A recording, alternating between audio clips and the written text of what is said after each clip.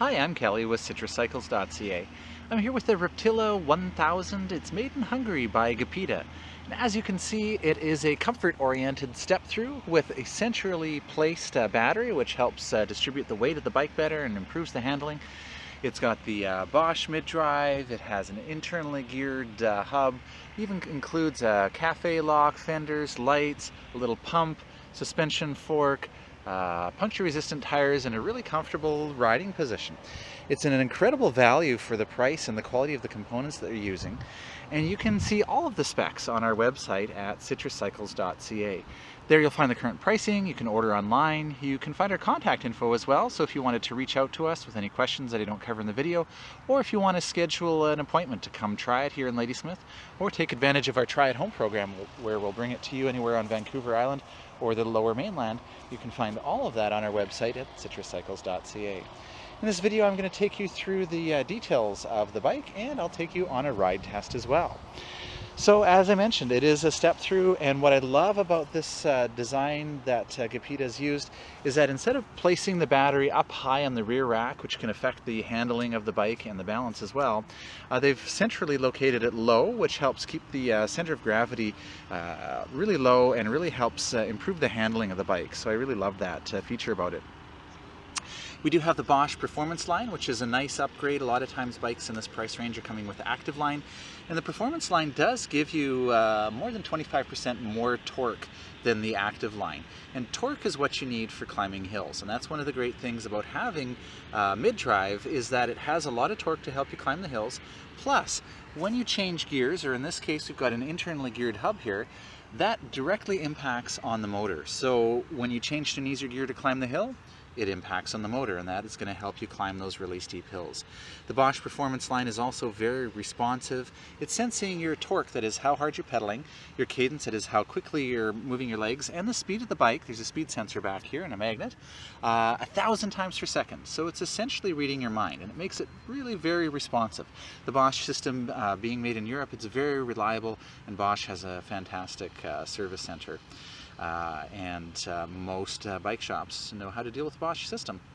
So I really like having that Bosch mid-drive, and again with the mid-drive you are centering the weight in the middle of the bike and low instead of in the rear tire, and it also makes it a lot easier to change a flat if you need to. Now hopefully with this bike you won't have to worry about flats.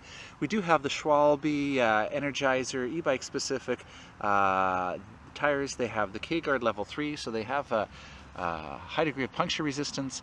They are e-bike specific, so that means they're going to last longer. A lot of times the lighter weight tires don't last as long on an e-bike, because when you get an e-bike you just ride it all the time everywhere, so it's great to see that. We do have a reflective sidewall in there for safety, and really there's a lot of nice safety upgrades on this bike. We do have lights that are built in running off of your main battery. You can see the rear light here with reflector built in, another reflector down here. And up front we have this Blue Line 30 LED light, again nice and bright. We've got a reflector there, and what I'd love to see is we've got the side cutouts here. So AXA did a really good job designing this light to make it really safe. And we also have from AXA a cafe lock, which is really cool. So you can actually lock the rear wheel from turning. So I'll grab the key here. And this key is the same key that we use for the battery, so that's pretty cool. You only need one key. Put the key in there, turn the key, slide this lever here, and you can see now there is a metal bar that's gone through the rear wheel. I'll just release it so you can see what that looks like without it. There we go. And that prevents the rear wheel from turning, so obviously somebody can't ride your bike away.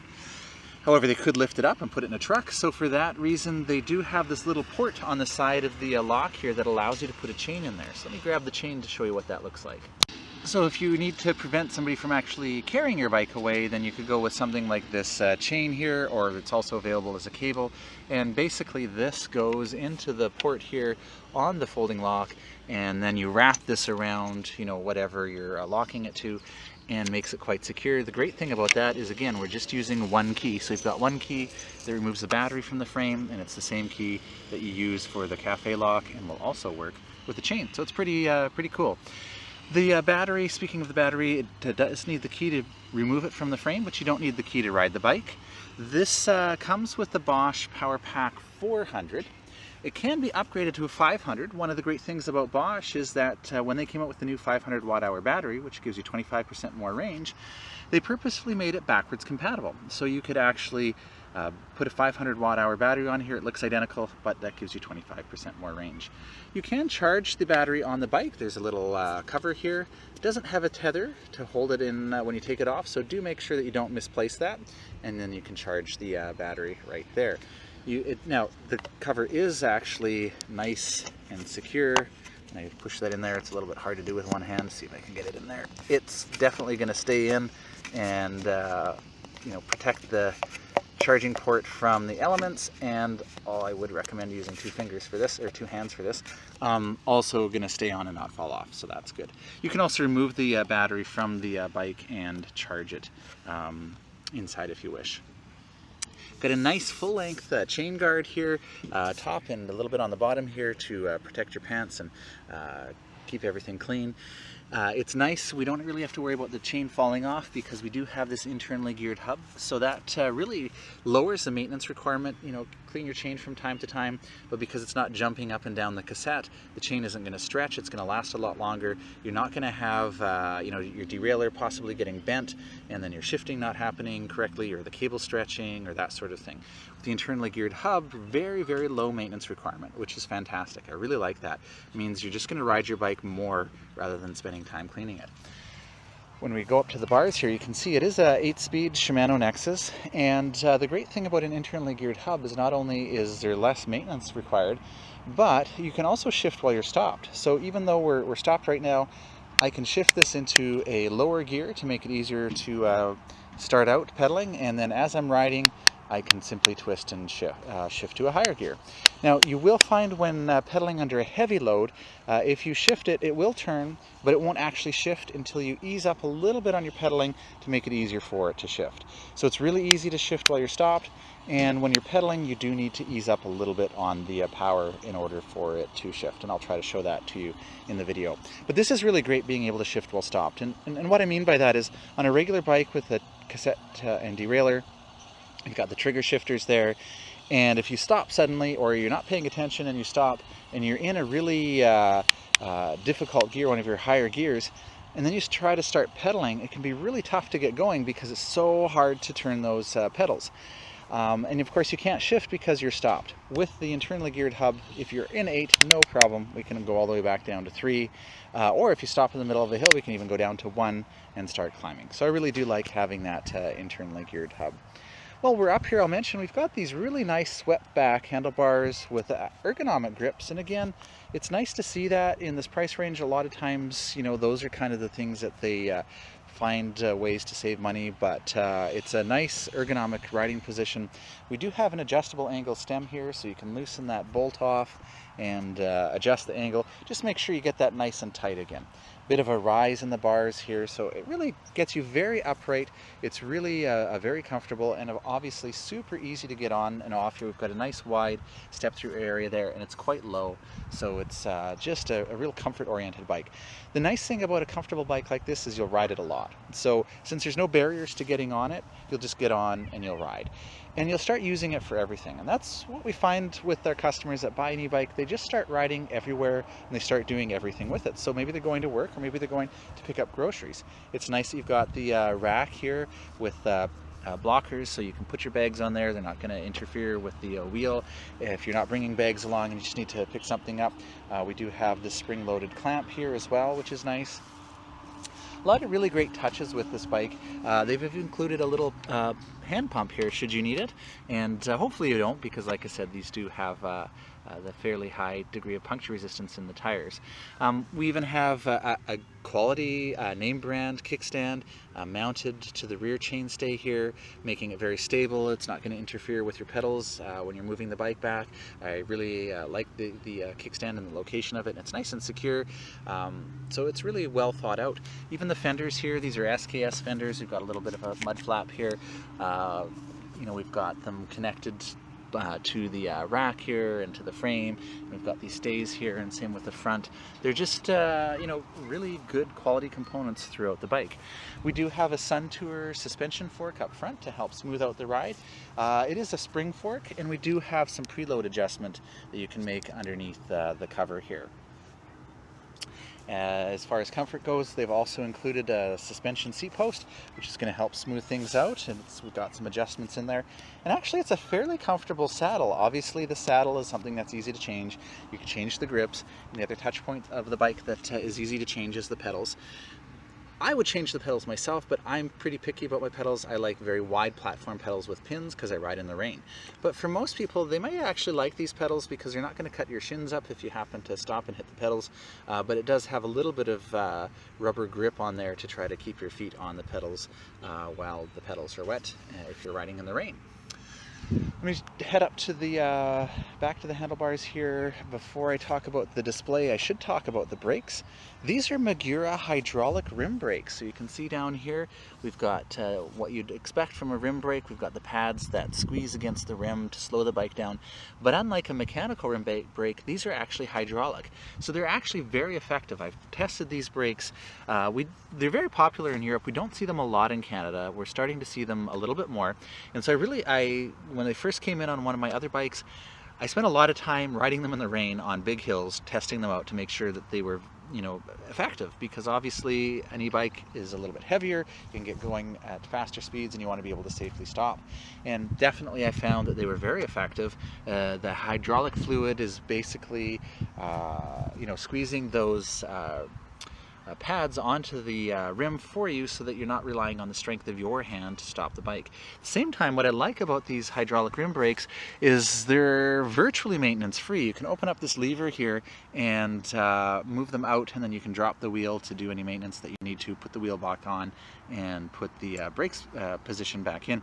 Really easy. Whereas with a disc brake, then you always have to make sure that you don't get the rotor bent and that they're centered in the pad. So it's just a very easy system in terms of maintenance, and really no adjustments that need to be made. So I do really like those hydraulic rim brakes. Heading back up to the display here, we'll talk about the Bosch Intuvia display. So I'll turn the bike on. What I like about the Intuvia display is it's nice and big, easy to read the information. I've got a protective film on right now, which may make it a little bit harder to see in the video. This is removable, so I can actually take the display off, bring it inside, and it actually functions while it's off the bike, so I can see all of my trip stats. I can also replace it with the Cobi system. That's spelled C-O-B-I, and you can check out a video review of it on our website. That actually allows you to put your smartphone here, control the smartphone from the remote, so you are safer. You're not taking your hands off the handlebars to use your phone, but then you can use navigation, and all sorts of great information is available from your phone, contacts, music, fitness, lots of cool things. You can check out that video.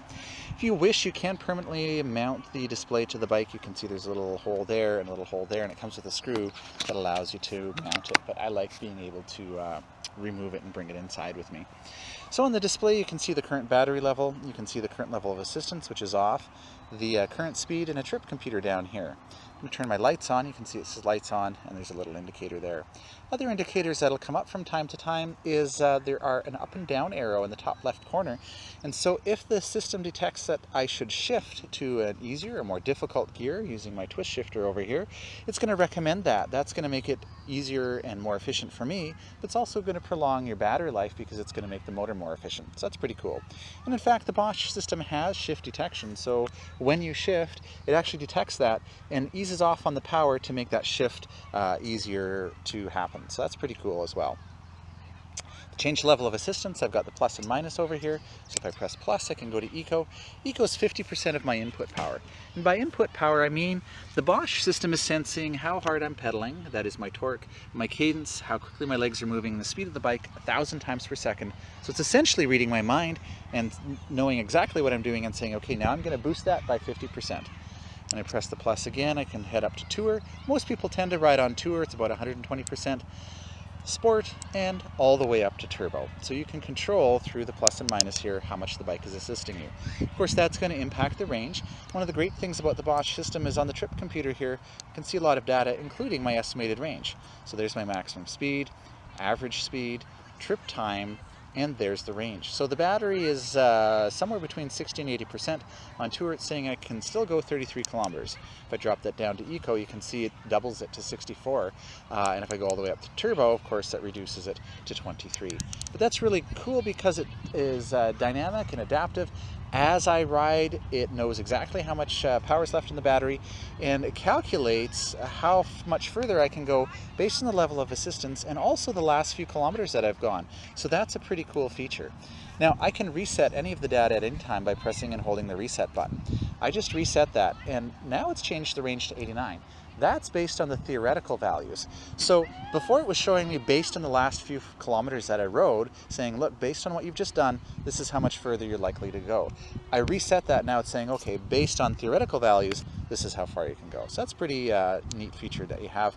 There's the odometer showing the total distance on the bike and my trip distance as well. So lots of information available on the display.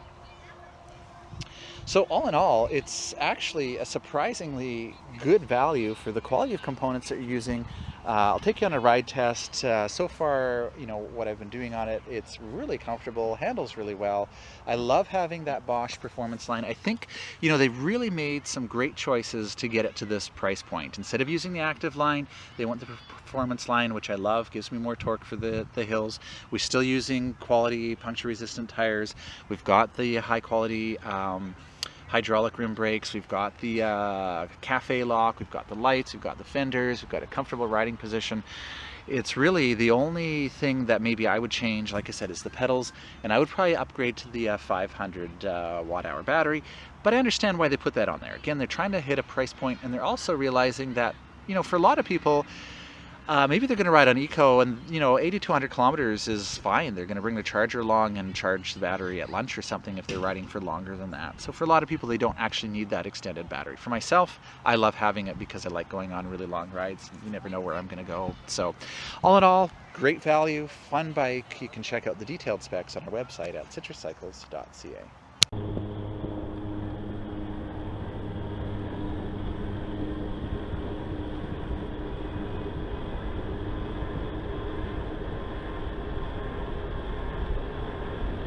The Reptila has a really great, upright, very comfortable riding position, and noticing actually the shifting is much smoother than I anticipated with an internally geared hub. I am actually pedaling and it is shifting. A lot of times with a hub you kind of have to stop or pause your pedaling for a moment in order for the shift to happen, but as I'm twisting through there, the shifts are happening right away, so that's great. What I like about an upright riding position like this is not only, you know, is it really comfortable, but it gives me a really great view of traffic.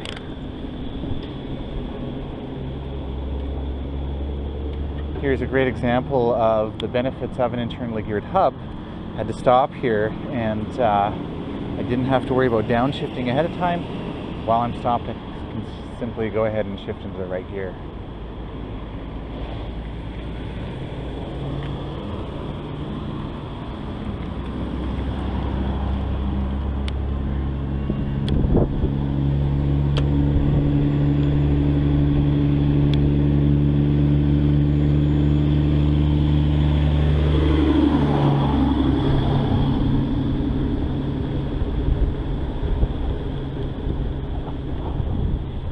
These hydraulic rim brakes are nice and smooth, very responsive.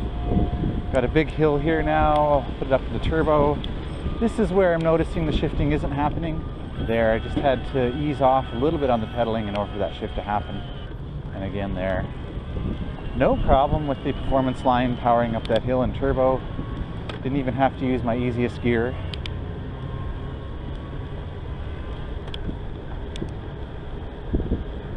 Put it back down to tour. I'm actually surprised how smooth the ride is. I am used to riding bikes with wider tires than these, you know, more of a balloon tire. But surprisingly, they're doing quite well. We do have that suspension fork, and the suspension seat post is actually smoothing things out as well.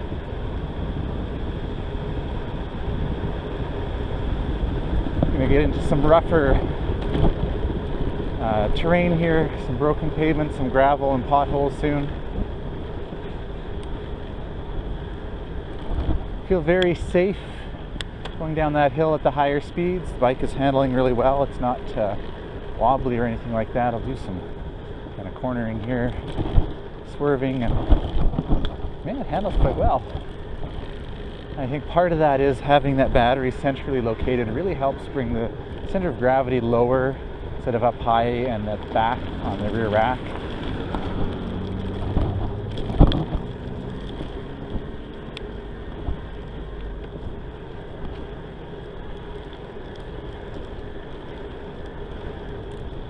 Heading into some gravel now. There's some big bumps. And it's not bad actually for a spring fork, and the suspension seat post definitely is helping. You could upgrade that if you wanted to a body float or something like that. So here on the gravel, I'm going to again do some more swerving just to see how well these tires are gripping in, and really no problems. I haven't detected any loss of traction. I'm going to try braking here quickly. No problem coming to a stop quickly, and of course I didn't downshift before I stopped. Not a problem. I can do that with this internally geared hub. So I was able to lock up both the front and the rear wheel if I needed to, but there's enough modulation that I'll do that again. I can try one more time, just getting used to the brakes, see if I can actually control the modulation so that, there we go, I'm not actually locking up the wheels even on this gravel. So I am liking those brakes. The tires are doing really well. On the gravel here, we've got some washboarding here. It's handling really well. A lot of times on washboarding on a step-through like this, you know, the bike isn't very stiff and it kind of throws your front end around and it can be hard to control, but I haven't had any problems at all.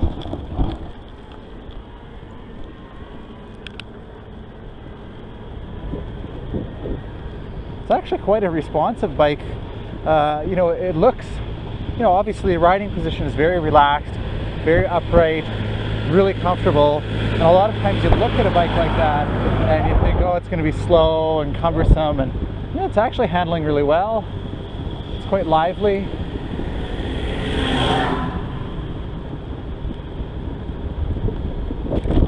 I can get some decent speed up.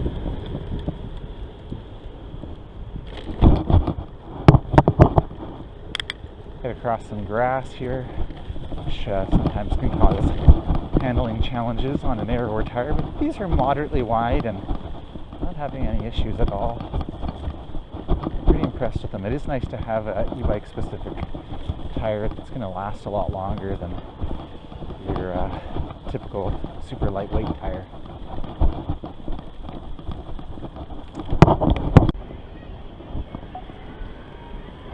Okay, I'm going to try a couple of hills here.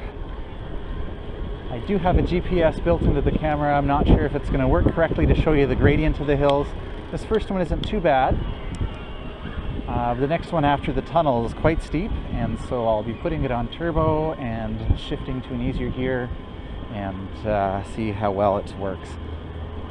I think with this 8-speed internally geared hub here, I have a ratio of a bit over 300%, maybe 303 or 310%, something like that.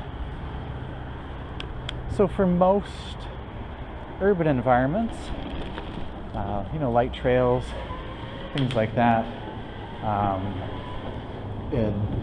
the ratio is going to be quite acceptable.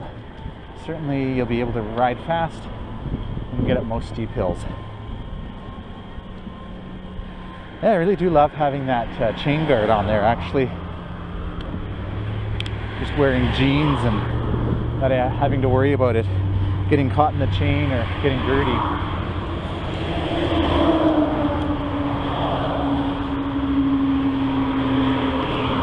And it really is very comfortable.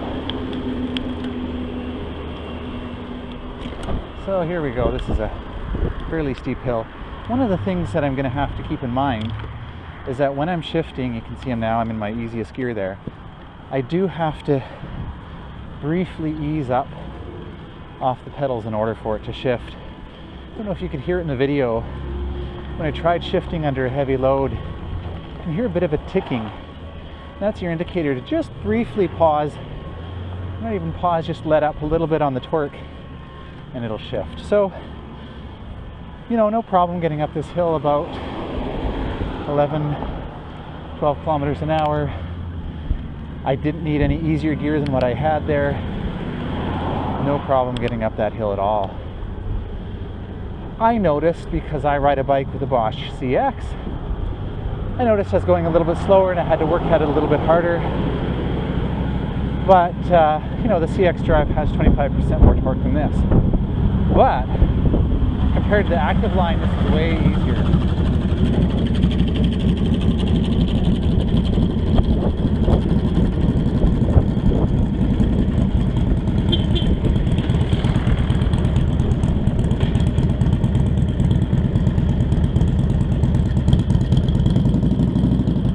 Go again. I'm in my hardest gear. I love having a internally geared hub because it's just able to fly through the gears there and put it into an easier gear. Riding in traffic like this, I really like having this upright riding position. Of course, I'd add a mirror to all the bikes that I ride, but it makes me quite visible, and it's easy for me to look around and be aware of my surroundings. It's also really comfortable.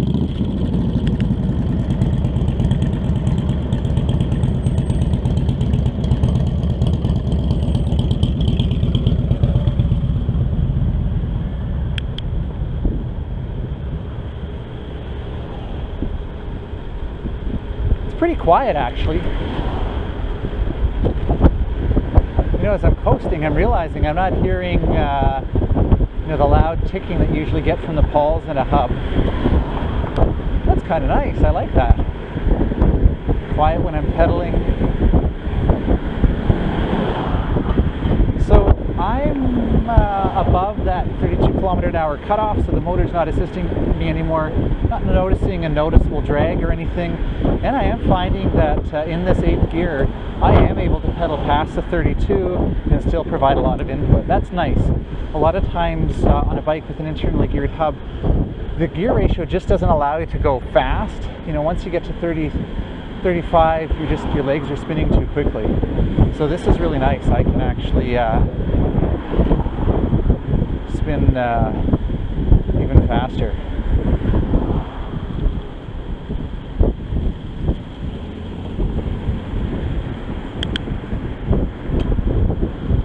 Try one more hill here.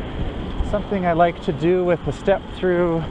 Sometimes you can get a problem with what we call a speed wobble, and that is the frame design on a Step-Thru like this tends to be not as stiff. It can be a little bit flexible, and if you take your hands off the handlebars, you can get a little bit of wobbling in the front. That can be very disconcerting if you're not expecting it or aware of that possibility. So I always like to test them out to go, okay, is there going to be a problem? Is there potential here? If there is a problem, as long as you're aware of it, I mean, it's pretty straightforward to avoid it. All you do is keep your hands on the handlebars. You're not going to have that problem. So I'm going to give this a try. Don't try this at home. Always have your hands on the handlebars. Don't be taking them off. Wow, you know, as I'm moving the bike side to side here to be out of the way of the traffic, I'm realizing this is actually a really light bike. You know, I'm kind of embarrassed that I didn't mention that before in the video. But this is actually quite light, really well balanced, really easy to handle. If you're looking for something that's easy to handle, light, easy to get on and off the bike rack, this is actually a pretty good option. Okay, here we go. I'm going to kind of keep my hands near the handlebars, checking for a speed wobble. I'm up to 35. I'm going to slow down now. It's up to 40. Nothing, no speed wobble at all. Try again. Again, up to 30. Nothing. Try one more time. I'm loving these brakes. Wow. They're great. Okay. Nope. Can't detect one. So that isn't to say under certain circumstances it couldn't happen to you, but realistically you're not likely to be riding a bike like this without your hands on the handlebars. So, wow. Yeah, I'm really liking this. Nice and light, responsive, and I remember at the beginning of the video saying, you know, I feel like it's responsive, and I wonder if it's partly that lightweight issue. So for the detailed specs on this bike,